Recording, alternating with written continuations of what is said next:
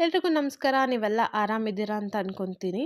So, ಇವತ್ತು ನಾವು ದನಾಂಗ್ ಸಿಟಿಗೆ ಹೋಗಿದ್ವಿ. ಅಲ್ಲಿಂದ ಬರ್ಬೇಕಾದ್ರೆ ಸಾಲಾಗಿ ಹೊಸ ಹೊಸ ಹೂ ಗಿಡಗಳನ್ನ ಇಟ್ಟಿರೋದು, ಆಮೇಲೆ ಹೊಸ ಹೊಸ ಕಿತ್ಲೆ ಹಣ್ಣು ಮರ ಇಟ್ಟಿರೋದು ಎಲ್ಲ ನೋಡಿದ್ವಿ.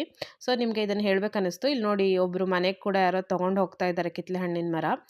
ಈ ವಿಯೆಟ್ನಾಂ ಬಂದು ಲೂನಾರ್ ಕ್ಯಾಲೆಂಡರ್‌ನ ಫಾಲೋ ಮಾಡುತ್ತೆ. ಸೊ, ಅದರಿಂದಾಗಿ ಅವರಿಗೆ ಹೊಸ ವರ್ಷ ಈಗ ಶುರುವಾಗುತ್ತೆ. ಅಂದರೆ ಫೆಬ್ರವರಿ 12ರಿಂದ ಫೆಬ್ರವರಿ 22ರವರೆಗೆ. ಸೊ, ಅವರು ಹೊಸ ವರ್ಷನ ಸೆಲೆಬ್ರೇಟ್ ಮಾಡ್ತಾರೆ. ಹೆಚ್ಚಾಗಿ ಆಚೆ ಎಲ್ಲೂ ಹೋಗಲ್ಲ. ಹೋದ್ರೆ ಅಜ್ಜಿ ತಾತನ ಮನೆಗೆ ಹೋಗ್ತಾರೆ. ಚಿಕ್ಕ ಮಕ್ಳಿಗೆ ದುಡ್ಡೆಲ್ಲ ಕೊಟ್ಟು ಲಕ್ಕಿ ಮನಿ ಅಂತ ಸೆಲೆಬ್ರೇಟ್ ಮಾಡ್ತಾರೆ. ಈ ಹೊಸ ವರ್ಷನ ಅವರು ಟೆಟ್ ಅಂತ ಕರೀತಾರೆ. ನಮ್ಮ ದೇಶದಲ್ಲಿ ಹೇಗೆ ಗಣೇಶ ಹಬ್ಬ ಆದರೆ ರೋಡ್ ಬದಿಗಳೆಲ್ಲ ಗಣೇಶ ಮೂರ್ತಿಗಳನ್ನ ಇಟ್ಟು ಮಾರ್ತಾರೆ, ಇವರು ಈ ಥರ ಕಿತ್ಲೆ ಹಣ್ಣುಗಳನ್ನ ಕುಂಡಗಳನ್ನು ಮಾರ್ತಾರೆ. ಇದರೊಟ್ಟಿಗೆ ಫ್ಲವರ್ ಪಾಟ್ಸ್‌ನ ಕೂಡ ಮಾರ್ತಾರೆ. ಅಂದರೆ ಮೈತುಂಬ ಹಣ್ಣಿರಬೇಕು, ಮೈತುಂಬ ಹೂ ಇರಬೇಕು. ಹೇಗೆ ಇವನ್ನ ಪರ್ಚೇಸ್ ಮಾಡಿ ಮನೇಲಿಟ್ರೆ ಇವುಗಳ ಥರನೇ ನಮ್ಮ ಮನೆ ಕೂಡ ವರ್ಷ ಇಡೀ ಸಮೃದ್ಧಿಯಾಗಿರುತ್ತೆ. ವರ್ಷ ಇಡೀ ಹೇಗೆ ಹೇಳ್ತಾರೆ, ಲಕ್ಷ್ಮಿ ನಮ್ಮ ಮನೇಲಿ ಇರ್ತಾಳೆ ಅನ್ನೋದು ನಂಬಿಕೆ ಇವ್ರದ್ದು.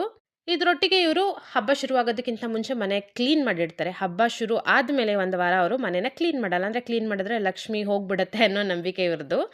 ಸೊ, ಇಲ್ಲೊಬ್ರು ಮನೆ ತೋರಿಸ್ತೀನಿ ನೋಡಿ. ಎಷ್ಟು ಚೆನ್ನಾಗಿ ಫ್ಲವರ್ಸ್‌ನೆಲ್ಲ ಡೆಕೋರೇಟ್ ಮಾಡಿ ಇಟ್ಟಿದ್ದಾರೆ ಅಂದರೆ, ಅದರೊಟ್ಟಿಗೆ ತಮ್ಮ ದೇಶದ ಬಾವುಟ ಕೂಡ ಇಡೀ ರಸ್ತೆಗಳಲ್ಲಿ ಹಾಕಿಟ್ಟಿರ್ತಾರೆ. ಇಲ್ಲಿ ತುಂಬ ಕಾಮನ್ ಇದು.